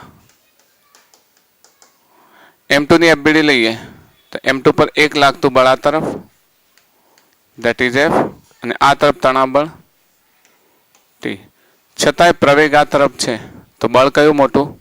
F ધન T માઇનસ. તો F minus T is equals two M2 into A. આ સમીકરણ 1 અને સમીકરણ 2 બંનેનો સરવાળો કરી ટી કેન્સલ, તો શું થશે? F is equals two M1A plus M2A. આ પરથી F is equals two A common, M1 plus M2, તો A is equals two F upon M1 plus M2. Okay, હવે તમારે તણાબળ શોધવું છે તો તણાબળના સૂત્રમાં મૂકી દો, T બરાબર M1 એમાં મૂકી દો એની કિંમત, તો T is equals two M1F upon M1 plus M2. આ થઈ ગયું આપણું તણાબળ, આ થઈ ગયો આપણો પ્રવેગ. પણ એ જ આપણી શોર્ટ ટ્રીકથી શું કરતા હતા યાદ છે ને? શોર્ટ ટ્રીક હતી ને આપણી એ શોધવા માટે, એ શોધવા માટેનું શોર્ટ ટ્રીક ટોટલ આખાને શું લઈ લેતા હતા આપણે? એક તંત્ર, આખાને એક તંત્ર તરીકે લઈ લેતા હતા. આખાને એક તંત્ર તરીકે લેતા તો કુલ બળ M નેટ કેટલું થતું હતું? M1 પ્લસ M2, ને F નેટ એ તંત્ર પર એક જ બળ લાગતું હતું, કેટલું? F. એ બરાબર F net divided by M net. M net, F net કેટલું છે? F. M નેટ કેટલું છે? M1 plus M2 and that is A. Okay, in short અહીંયા આગળ જ્યારે પ્રવેગ શોધો છો તો તંત્રને જો બંને એક સાથે ગતિ કરે છે, બંનેનો પ્રવેગ કેવો છે? સરખો છે, તો આ આખાને એક તંત્ર તરીકે માનીએ તો કુલ દળ કેટલું થાય? M1 plus M2. એના પર લાગતું બળ કેટલું છે? F. તો A is equals two F net upon M net, F upon M1 plus M2. જો ફક્ત પ્રવેગ માંગ્યો તો આ ડાયરેક્ટ શોર્ટ ટ્રીક મારી દેશો, અને જો તમને કોઈ એક તણાવ બળ કે કંઈ પણ વસ્તુ બીજું ઘટક શોધવાનું કીધું હોય તો ઓફકોર્સ બંનેની FBD બનાવી અને બે ઇક્વેશન બનાવશો, બંનેનો સરવાળો કરશો તો પણ એ જ પરિણામ આવશે. ઓકે, હવે આપણે તમને આપું એક દાખલો, ગણશો ને? એક દાખલો તમને આપું 3 બ્લોક સિસ્ટમ વાળો આપો. ચલો 3 બ્લોક સિસ્ટમ, 3 બ્લોક છે ધારો કે,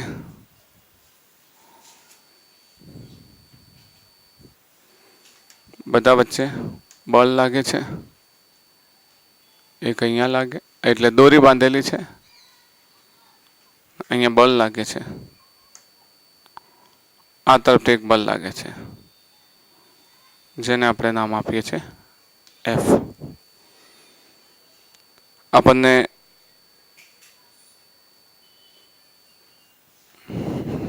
ધારો કે 5 kg છે, આ 10 kg છે, આ 15 kg છે, 5, 10, 15. ઓકે, ને F બરાબર 60 ન્યૂટન છે, 60 ન્યૂટન છે. તો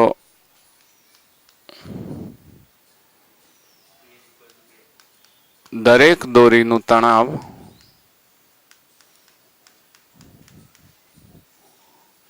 અને તંત્રનો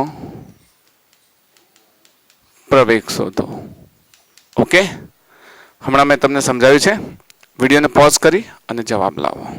તમે ગણી નાખ્યો હશે ન ગણ્યો હોય તો જોજો, જવાબને સરખાવજો ગણ્યો હોય તો.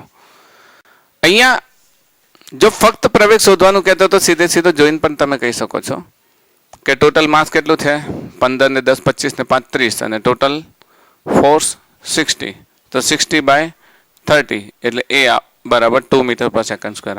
પણ તમને કહ્યું છે કે દરેક દોરીનું તણાવ બળ. હવે દરેક દોરીનું તણાવ બળ કયું હોય તો તમારે એફબીડી લેવાની. તો 5 કિલોગ્રામ માટે એફબીડી લઈ લઈએ, દરેકની એફબીડી લઈ લઈએ 5 કિલોગ્રામની. તો 5 કિલોગ્રામની એફબીડી. ચલો અહીંયા વિચારીએ કે આ એફ લાગે છે, તો અહીંયાથી શરૂઆત કરીએ. અહીંયા તણાવ T1, આ જગ્યાએ તણાવ T1, એક જ દોરીમાં તણાવ સેમ હોય, આ T2, તો આ T2, આ F. યસ, ઉપર નીચે વજન બળની કોઈ ચર્ચા કરતા નથી કારણ કે ઇક્વિલિબ્રિયમ સ્ટેટમાં છે y દિશામાં. તો 5 કિલોગ્રામ બ્લોક માટે T1 કઈ દિશામાં છે? આ દિશામાં છે. હા, દરેકનો બ્લોકનો પ્રવેગ કેટલો છે? a. દરેકનો પ્રવેગ a છે, તો આનો પ્રવેગ a છે, તો અને વજન છે 5 kg.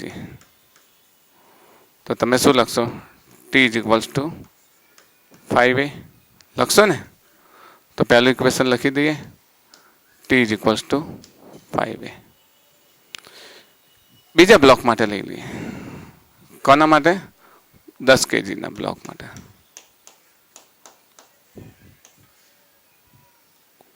બ્લોક માટે 10 kgના બ્લોક માટે એફબીડી બનાવી છે. તો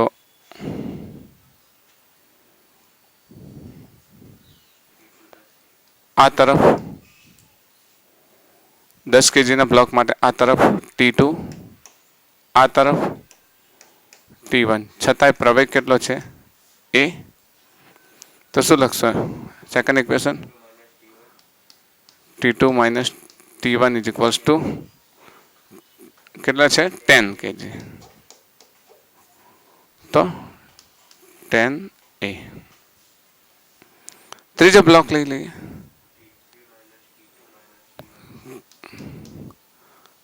$15 kg માટે અહીંયા જગ્યા ઓછી પડશે, અહીંયા લઈ લઈએ સાઈડમાં.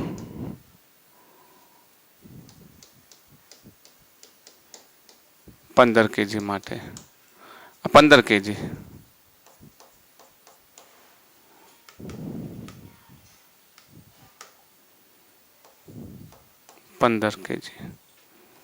આ તરફ F લાગે છે ને? આ તરફ કેટલા લાગે છે? F. આ તરફ કેટલા લાગે છે? T2. જો F આ તરફ લાગે છે, T2 આ તરફ લાગે છે, તો શું થશે? F - T2, કારણ કે પ્રવેગ તો આ દિશામાં જ છે. તો F - T2 = 15a. આપણે બધા સમીકરણનો સરવાળો કરીએ તો T2 કેન્સલ, T1 કેન્સલ, તો F = શું થશે? 5a + 10a + 15a થશે. હા, એફની જગ્યાએ 60 ન્યૂટન લખીએ તો આ કેટલા થશે? 30a. તો a = 60/30, 2 મીટર પર સેકન્ડ સ્ક્વેર. એક્સેલરેશન મળી ગયો. એક્સેલરેશન પરથી તમારે T1 મેળવવો છે, તો પહેલાં T1 આ ઇક્વેશનમાં એક્સેલરેશનની કિંમત મૂકો. આમાં એક્સેલરેશનની કિંમત મૂકો. T1 = 5 × 2. તો T1 બરાબર કેટલા મળે? 10 newton. Okay,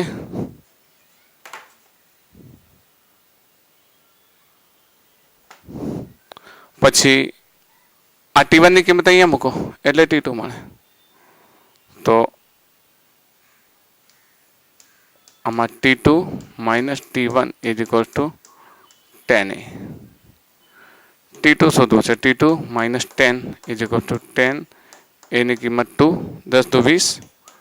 T2 = 20 + 10. T2 = 30 newton. Okay, તો T2 મળી ગયા, T1 મળી ગયો અને એક્સેલરેશન મળી. દરેક દોરીનો તણાવ T1 T2 મળી ગયા, T1 T2 અને a. તો અહીંયા આગળ તમે જો એફબીડી ધ્યાનમાં લેશો તો આરામથી તમને ઉકેલ લાવતા ફાવશે. આ તો સીધું બળ લાગતું હતું. એક બીજો એવો દાખલો લઈએ ફટાફટ કે જેમાં બળ અલગ દિશામાં લાગે. દાખલા તરીકે આ રીતે હું એમ કહું કે મારી પાસે બ્લોક છે બે. એક બ્લોક અહીંયા છે, એક બ્લોક અહીંયા છે. અહીંયા આગળ આ હોરિઝોન્ટલ ડાયરેક્શન,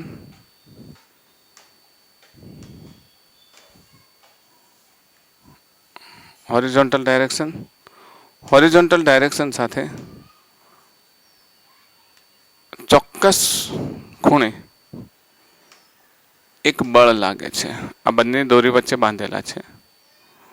બંનેનું વજન આપણે અલગ અલગ લઈ લઈએ કે 5 kg, 15 kg ને F બરાબર 50 ન્યૂટન 37 અંશના ખૂણે લાગે છે. 37 અંશના ખૂણે. દરેક દોરી માટે T અને તંત્ર માટે એ શોધો. ઓકે, ફટાફટ વિડીયો પોઝ કરીને જવાબ આપો. ચલો 1 2 3 તમે ગણી નાખ્યો હશે. ઓકે, જોઈએ હવે આપણે પેલામાં સીધું બળ લાગતું હતું, યાદ છે ને? અહીંયા સીધું બળ નહીં લાગે. કારણ શું છે? તો અહીંયા આપણી પાસે કોમ્પોનન્ટ રહેશે. એક કોમ્પોનન્ટ મળશે. આપણે કોમ્પોનન્ટ લઈ લઈએ, થોડો ડાર્ક કલરમાં લઈએ. તો અહીંયા એફના આ દિશા જવાબદાર નહીં, પણ એફના કોમ્પોનન્ટ લેવા પડશે. આ દિશામાં તમે એફનો કોમ્પોનન્ટ લો તો 37 છે. તો શું થશે? એફ કોસ 37 ને ઉપરની તરફ એફ સાઇન 37. ઓકે, અહીંયા તણાવ તમે લગાવો ટી ટી. બસ હવે બધાની એબીડી બનાવી દો, કારણ કે પ્રવેગ તો છે જ. બંનેનો પ્રવેગ એ છે, આનો પ્રવેગ એ છે. તો 5 kg માટે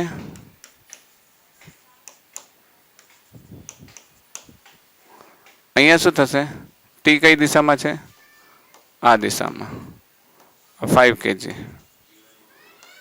એ.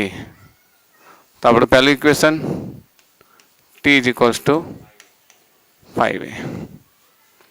બીજા 15 kg માટે બનાવીએ.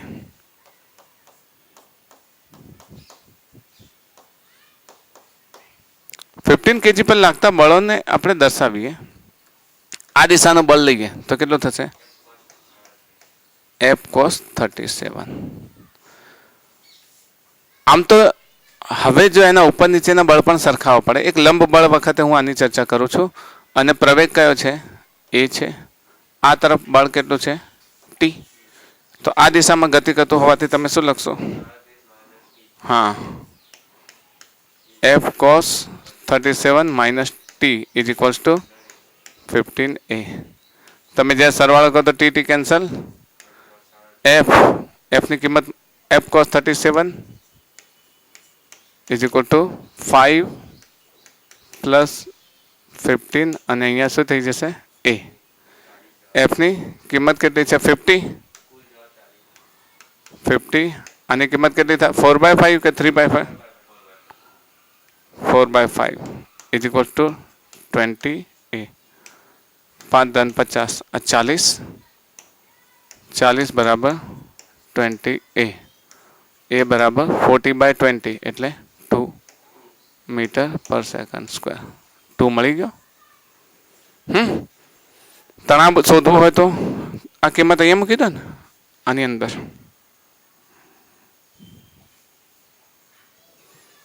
આની અંદર આ કિંમત મૂકી દો. કઈ? ટી બરાબર 5 ઇન્ટુ એ ની જગ્યાએ 2, તો ટી બરાબર 10 ન્યૂટન. ઓકે, હવે તમને આની અંદર થોડું એડ કરી દે કે 5 કિલોગ્રામ 15 કિલોગ્રામ દળના બ્લોકનું લંબ બળ શોધો. શું શોધો? લંબ બળ. તો 15 કિલોગ્રામ દળના બ્લોકની એબીડી આપણે બનાવી છે ને, તો એમાં નીચેનું mg થશે. નીચેનું કેટલું થશે? mg. ઉપર n તો છે પ્લસ એક બીજું ફોર્સ છે, કેટલું? f sin 37 દેખાય છે. તો એની એફબીડીમાં n plus f sin 37 is equal two કેટલા લખશો? mg. ક્લિયર? તમે સમજો છો ને? તમને એવું કહ્યું કે 15 કિલોગ્રામ દળનું બ્લોકનું લંબ બળ શોધો, તો નીચેની તરફ mg દેખાય છે. mg એટલે 15g, ઉપરની તરફ n. તો અહીંયા n ની કિંમત શોધવાની છે. f કેટલો છે? 50 sin 37 ની કિંમત 3/5 is equal two m 15 into 10. 5 × 50. Okay, plus છો, મિસ્ટેક ના થાય. n પ્લસ 30 બરાબર 150. તો n બરાબર 120 ન્યૂટન. આનું કહ્યું હોય તો 5g n. આપણે ને તો જે માગ્યું હોય એ પ્રમાણે તમારે એફબીડી બનાવી અને એ એફબીડી મુજબ તમારે જવાબો લાવવા. ઓકે, હવે લાસ્ટ આ લેક્ચર પૂરું કરતા પહેલા એક સરસ વાત કરી દઈએ, જેને કહેવાય છે પુલી સિસ્ટમ. પુલી સિસ્ટમ, જેનો નેક્સ્ટ આપણે આખું લેક્ચર લેવાના છીએ. પણ પુલી સિસ્ટમ એટલે પુલ્લી આપી દીધેલી હોય તમને આ પ્રમાણે. જડિત આધાર છે, ધારો કે જડિત આધાર સાથે એક પુલ્લી ફિટ કરેલી છે.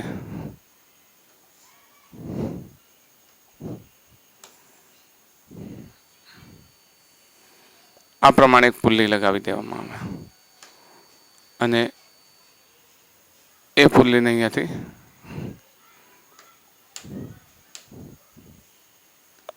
ફિક્સ કરી દેવામાં આવે.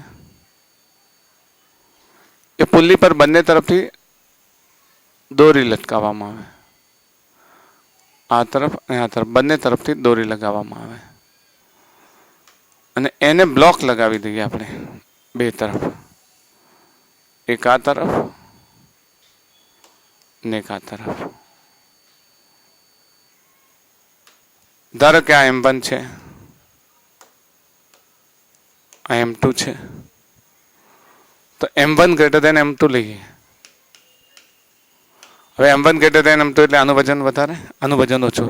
તો આ સિસ્ટમ આમ ગતિ કરતું હશે, આમ ગતિ કરતું હશે એટલે આના તરફ લાગતું બળ M1g ને આ તરફ લાગતું બળ M2g. તણાવ T કહીએ, અહીંયા પણ તણાવ T કહીએ. હવે આ જે પુલી સિસ્ટમ છે, જેને આપણે કહીએ છીએ પુલી સિસ્ટમ, પુલી સિસ્ટમ જેને આપણે ગરગડી કહીએ છીએ. Okay, pulley system. એને એટવુડ મશીન પણ કહેવામાં આવે છે. ઘણા લોકો કહે છે એટવુડ મશીન. એટવુડ મશીન આમાં મોટા ભાગે ગરગડી દળ રહિત છે એવું માનવામાં આવે છે. માસલેસ પુલ્લી, માસલેસ પુલ્લી. ઓકે, દળ રહિત છે એવું માનવામાં આવે. અને એના દરેકે દરેક ભાગનો જો તમે એફબીડી લો અહીંયા આગળ, તો M2 ને એફબીડી લો. ચલો આ તરફ M2g, ઉપરની તરફ T, અને ગતિ ઉપરની તરફ કરે છે, ધેટ ઇઝ A. તો બોલો કયું બળ મોટું, ઉપરનું કે નીચેનું? ઉપરનું. ઉપરની તરફ ગતિ કરે છે બળ કયું? ઉપરનું. તો ઉપરના બળને ધન કહીએ તો શું લખી શકીએ? T minus M2g is equals two M2a લખી શકીએ. અહીંયા આગળ આ ક્યાં ગતિ કરે છે? નીચે. બરાબર. આ M1 બ્લોકની વાત કરી હતી. આ કયા બ્લોકની વાત કરી હતી? M1. M2 બ્લોકની વાત કરીએ તો M2 બ્લોકની એફપીડી લઈએ, એમાં નીચેની તરફ M2 G, ઉપરની તરફ T, આ M2 છે. તો આપણને એફબીડી મુજબ પરિણામ શું મળશે? M2G, કારણ કે નીચેની તરફ ગતિ કરે છે ને, એ નીચેની તરફ minus T is equals two M2A. Okay, હવે આના પરથી તમારે એક્સેલરેશન મેળવવો હોય તો શું કરશો? આ બંનેનો સરવાળો કરશો. બરાબર, બંને ઇક્વેશન લખી દઉં. T minus M2G is equals two M2A અને M1A M1G minus T is equals two M1A. TT cancel, તો શું થશે? M2 plus M1 into G is equals two A into, એટલે M1 પ્લસ M2 જ લખીએ, M1 plus M2. તો અહીંયા આગળ જો એક માઇનસ છે, આ માઇનસ છે ને M2G, તો M2G માઇનસ, આપણે એક મિનિટ સરવાળો કરતી વખતે થોડું ધ્યાન રાખીએ. M1A જો સરવાળો કરીએ તો પહેલું M1G minus M2G is equals two M1A plus M2A. અહીંયા G કોમન નીકળે તો M2 minus M1 into G is equals two M1 plus M2 into A. આના પરથી A મેળવીએ, કેટલો થશે? M2 minus M1 upon M1 plus M2 ઉપર G. Okay, this is acceleration.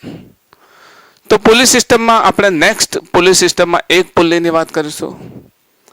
Pulley બે પ્રકારની હોય, એક તો સ્થિર પુલી હોય, એક એવી હોય કે જે ગતિ કરતી હોય. આ પ્રમાણે પુલી પોતે ગતિ કરતી હોય. આ પ્રમાણે બનાવી દઈએ આપણે. આ એક પુલી છે. હવે આ પુલી આ પ્રમાણે ગતિ કરે, તમને આપી દીધી હોય.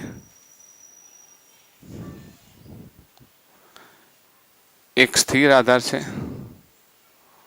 સ્થિર આધાર સાથે એક પુલી છે, અહીંયા વજન લટકેલું છે. બીજી પુલી આ પ્રમાણે આપી દીધી છે ને અહીંયા એક વજન છે. ઓકે, હવે આ વજન વધારે હશે તો આ પુલી ઉપરની તરફ ગતિ કરશે.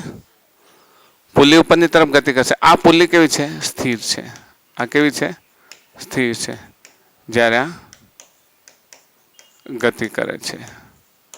તો ગતિ કરતી પુલી, સ્થિર પુલી, આ બધાના દાખલા માટે તમારે નેક્સ્ટ લેક્ચર જોવું પડશે. તો નેક્સ્ટ લેક્ચરમાં પુલી સિસ્ટમ જોઈશું. બાકી ન્યૂટન્સ થર્ડ લોમાં યાદ રાખજો, એક જ ઇક્વેશન લીધું છે, F is equals two ma. અને એક એફબીડી લઈ અને દરેક વખતે કાં તો લંબ બળ શોધ્યું છે, કાં તણાવ બળ શોધ્યું છે, પ્રવેગ દરેક કિસ્સામાં શોધ્યો છે. દરેકે દરેક વસ્તુ મેળવી અને આપણે આરામથી ઉકેલ લાવી શકીએ. That's all for today.